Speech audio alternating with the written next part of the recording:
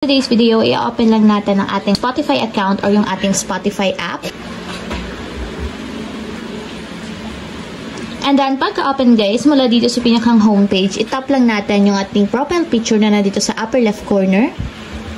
And then, after nyan guys, tap natin yung ating profile name.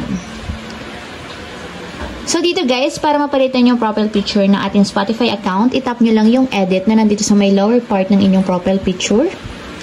And then, dito naman guys, is pwede nyo nang palitan yung inyong photo. So, tatap nyo lang guys yung edit button na katabi ng inyong profile picture. And then, after nyan guys, pwede kayong mamili kung saan yung gustong kunin yung inyong ipapalit na photo. So, pwedeng pumili kayo sa inyong gallery or mag-take kayo ng photo. So, tap natin is yung choose photo na lang sa aking gallery. So, allow lang natin para ma-access yung ating photo album.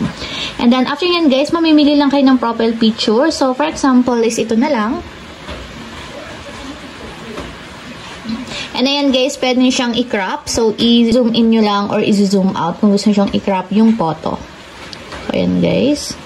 And kapag okay na, na-crop nyo na yung photo, tap nyo yung use photo na nandito sa my lower part. And ayan guys, nakita nyo na yung preview ng ating profile picture. So, itatap lang natin yung save button na nandito sa upper right corner para ma-save na siya.